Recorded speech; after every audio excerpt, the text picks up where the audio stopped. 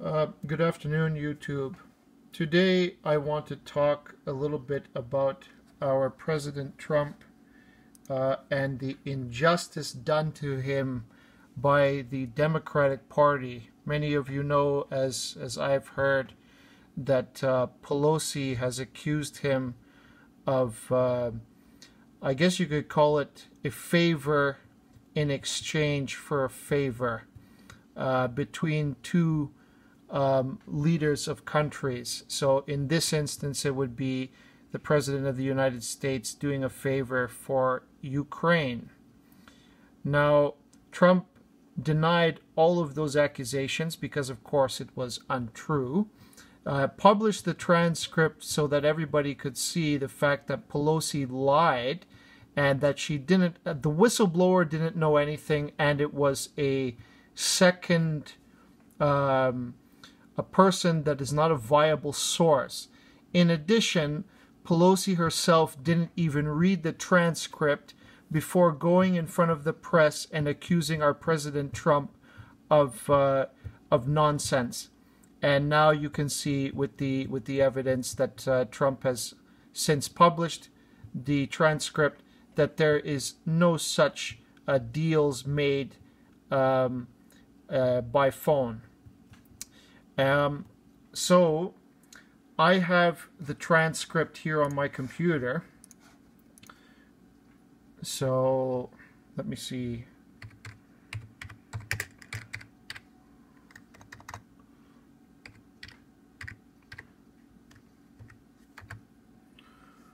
Full document, Trump's call with the Ukrainian president.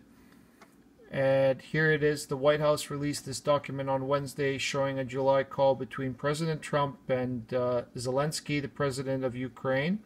The document warned its contents were not a verbatim transcript. That's nonsense. Of course, it's the full release. So Trump spoke in this speech here. Here to discuss this. The press conference that he's made here.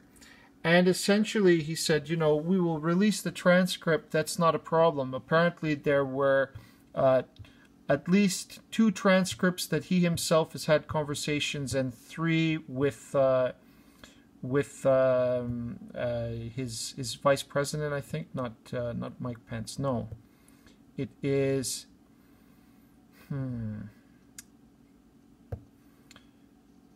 Pardon me.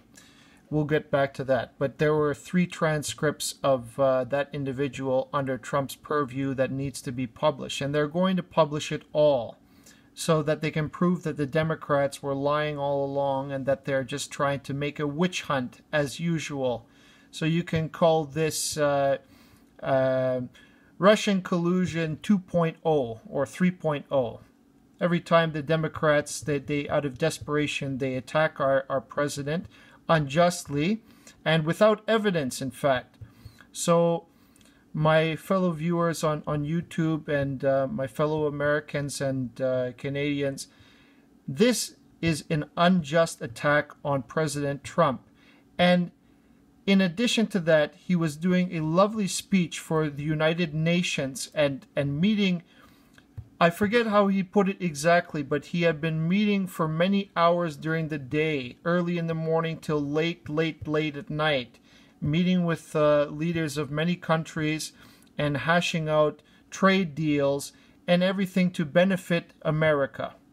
And in the meantime, Pelosi and coming in front of the press and saying, oh, we're going to impeach President Trump for this criminal activity apparently on Ukraine, when they are the ones in fact who have done dirty deals in the past with Ukraine, i.e. Hillary Clinton getting nuclear materials from Ukraine, approving and so on a shipment, and turning a blind eye in her own government to make sure that nuclear technology never falls in the wrong hands. Clinton is guilty of the same thing that they're doing to Trump now, in fact. So I'm very, very disturbed by this. Trump seems to be, he handles it and takes it in stride because he knows it's an outright lie.